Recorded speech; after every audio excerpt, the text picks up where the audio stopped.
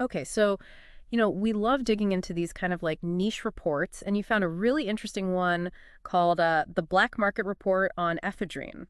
Yeah, this one, it really caught my eye, just the name itself. Yeah, I mean, a black market for ephedrine, like, what is that all about? Exactly. Like you see black market and you think, okay, this is something serious, right? Yeah. Like what is going on with ephedrine that it would have like this whole underground thing happening? Right, and as we dug into it, it turns out it's really about like the history of ephedrine and how surprisingly accessible it still is, even today, especially when you're talking about like weight loss and people looking for energy and that kind of thing. And that's where this report, this black market report on ephedrine, really dives in. Yeah, for our listener, someone who's like, okay, I want to understand this whole ephedrine thing, Yeah. but I don't want to wade through, tons of like scientific papers or anything.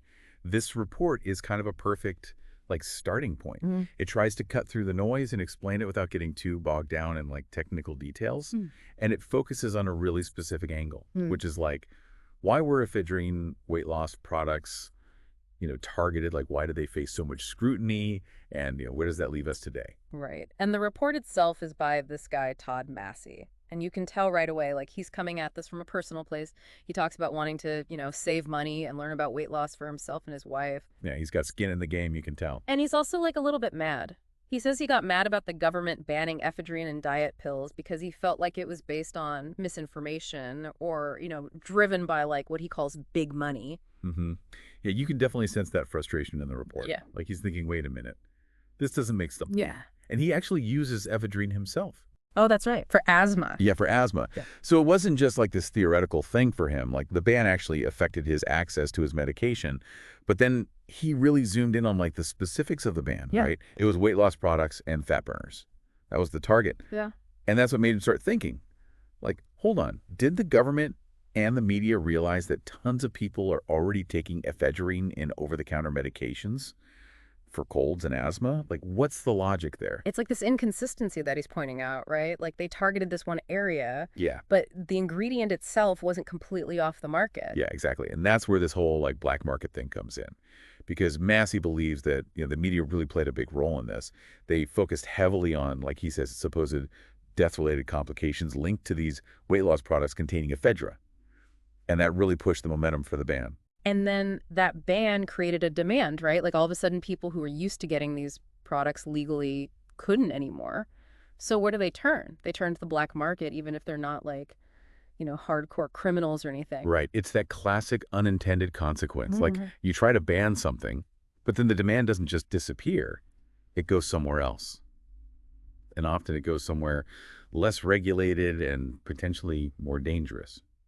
So the mission of this report, like what's Massey trying to do here? Well, he lays it out pretty clearly. He wants to explain why ephedrine was banned specifically in weight loss products, where you can still find it legally today, and basically how to put together those popular fat burner formulas that used to be so common. Like a DIY guide to the post-ban ephedrine world. Right, exactly. Yeah. So let's get into it. What made ephedra so popular in the first place, especially in the realm of like weight loss and energy?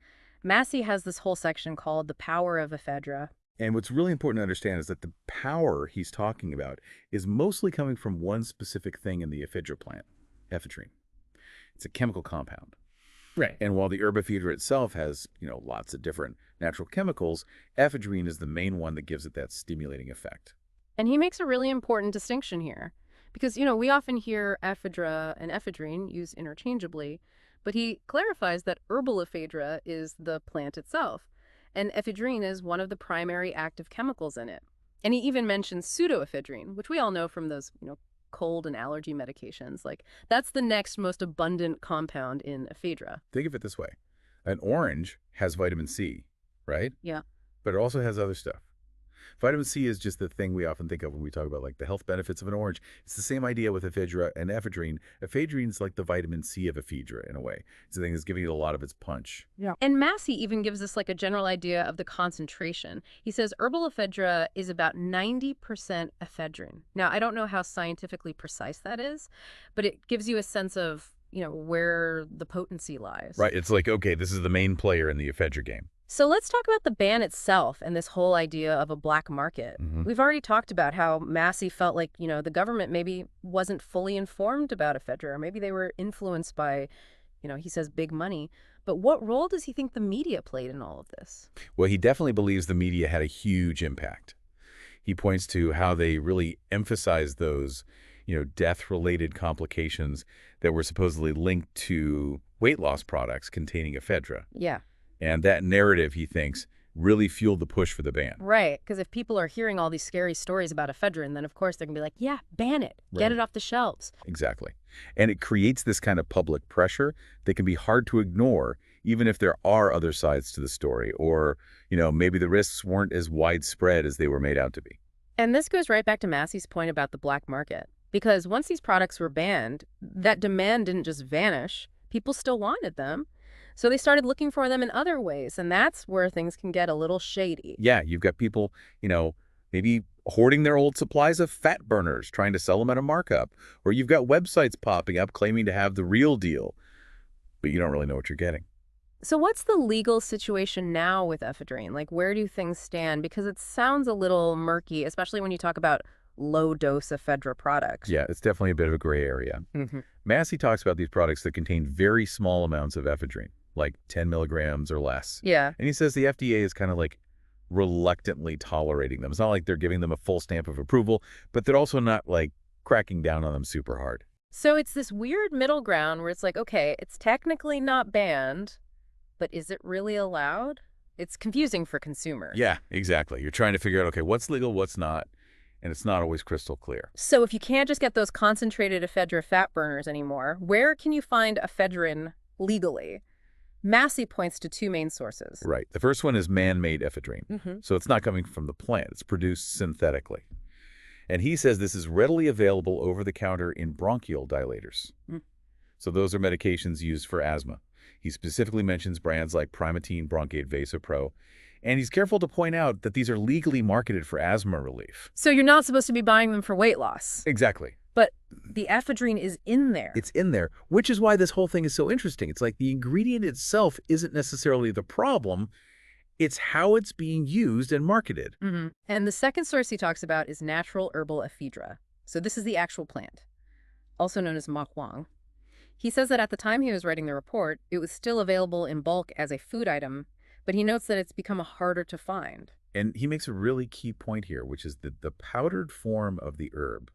So like if you just buy the dried herb, Hmm. it's not concentrated. Like it has much weaker effects compared to those concentrated extracts that were used in the banned fat burner pills. So you're not going to get the same kick from just like, sprinkling some Ma Huang on your salad. No, definitely not. The potency is way different. Mhm. You'd have to eat like, I don't know, handfuls of the stuff to even get close to the same effect. He also briefly mentions pseudoephedrine, Mhm. which, is in all those cold and allergy meds like Sudafed, and he categorizes that as like a milder stimulant. Yeah, pseudoephedrine works in a similar way to ephedrine in the body, but it's generally considered to have less of that stimulant effect. Okay, so we've got our sources for ephedrine. Now, Massey is really clear about the legal boundaries here. He says straight up that recommending or using these products, like those asthma meds, for anything other than what's on the label would be illegal. Yeah, he's not messing around with that. Like he's providing information, Mm-hmm. but he's also saying, hey, I'm not telling you to break the law here. You got to use this stuff responsibly. And he even talks about, like, the practical side of buying these things. He says in some states, you might have to show ID to buy them. And there could be limits on how much you can buy at once. And sometimes they keep them behind the pharmacy counter. Yeah, there are definitely some hoops to jump through. It's not like you could just waltz into any store and stock up. And then he mentions online purchasing, too. Like, you can buy both ephedrine and pseudoephedrine online. Which adds another layer of complexity, because then you have to worry about, like, is this website legit? Are they selling the real thing? Are they going to steal my credit card info? It's a whole other minefield. Okay, so we've got our ephedrine. Now let's talk about the recipe. Because Massey goes deep into trying to recreate those old school fat burners. And the secret formula that keeps coming up is the ECA stack. What is that all about? Yeah, the ECA stack stands for ephedrine, caffeine, and aspirin. It was like the holy trinity of fat burner ingredients back in the day. And it's interesting because all those things are still pretty easy to get. Exactly. Like you could ban a product, but if the individual ingredients are still out there, it makes you wonder how effective that ban really is. So why was this ECA stack so popular? What was the thinking behind it? Well, the idea was that these three things work together synergistically. So the effects of one would be boosted by the others. And there was some thought that aspirin could help the caffeine last longer in your system, and caffeine could enhance how the ephedrine worked. So it's like they all play off each other. Right. It's not just like 1 + 1 + 1 = 3. It's like 1 Right. + 1 + 1 = 5 or Yeah. something. And Massey, being Massey, he actually provides the scientifically studied ratios for this ECA stack. 20 milligrams of ephedrine, 200 milligrams of caffeine, 300 milligrams of aspirin, taken 3 times a day. That's a lot. It's a serious regimen. Yeah, But again, this is where that disclaimer comes in. Like, Yeah. just because this is what was studied doesn't mean it's safe or appropriate for everyone. definitely not. So if you're thinking about trying this, talk to your doctor first. Absolutely, 100%. So where does Massey say to get the caffeine and aspirin for this ECA stack?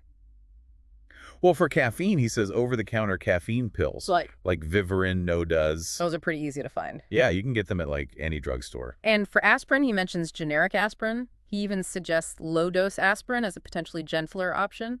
And then he throws in a curveball. He brings up white willow bark as a natural herbal alternative to aspirin. Oh, interesting. Yeah, white willow bark contains this compound called salicine, which the body converts to salicylic acid, which is the active ingredient in aspirin. So it's like nature's aspirin in a way. So it might be a little easier in the stomach if you're sensitive to aspirin.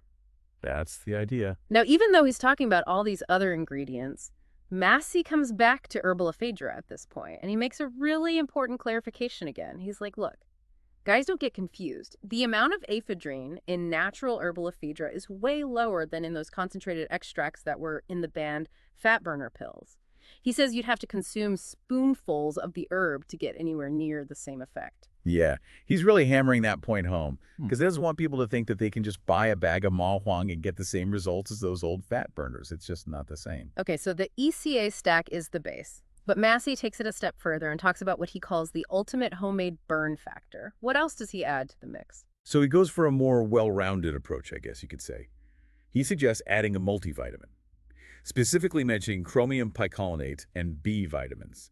Then he says an amino acid complex with L-carnitine and L-tyrosine. And then he gets into some other ingredients that are often found in weight loss supplements, like green tea cayenne pepper and even powdered baking cocoa. It's like he's raiding his pantry for anything that might help. Right. It's like a kitchen sink approach. Right. But he does have some rationale for each ingredient. Like green tea is supposed to boost metabolism. Cayenne pepper is for that thermogenic effect. Like it's supposed to heat up your body and burn more calories. And cocoa, believe it or not, is sometimes touted as an appetite suppressant.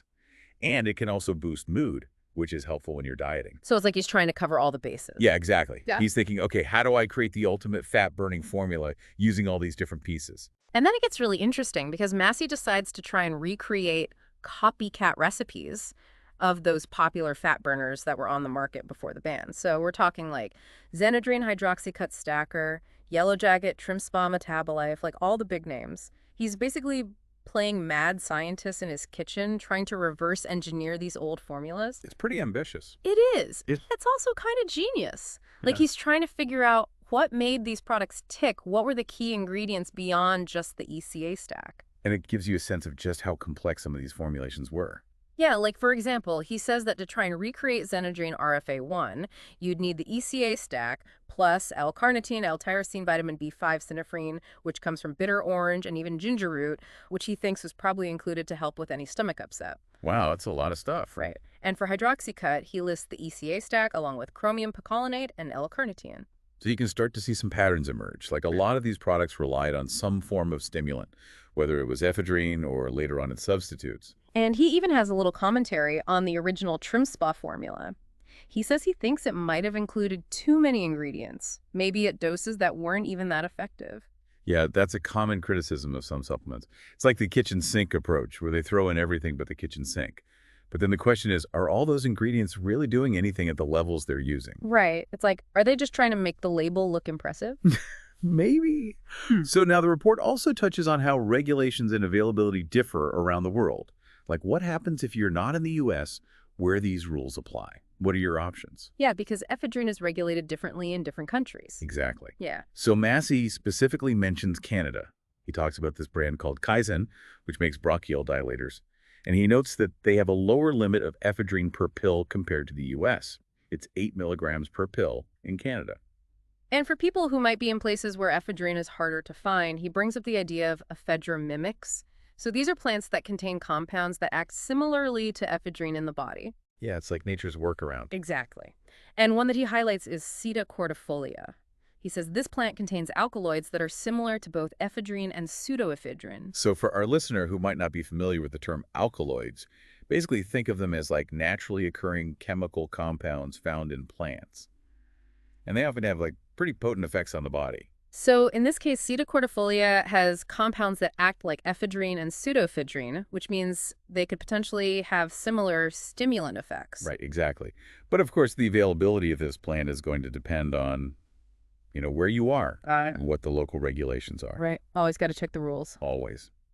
Now, Massey also talks about Synephrine, which comes from bitter orange. It's sometimes called Citrus aurantium, and he calls it a chemical cousin of ephedrine. So it's like ephedrine's slightly less intense relative? Yeah, something like that. Yeah. And he says that Synephrine is often used as a replacement for ephedrine in diet pills because it acts on some of the same pathways in the body.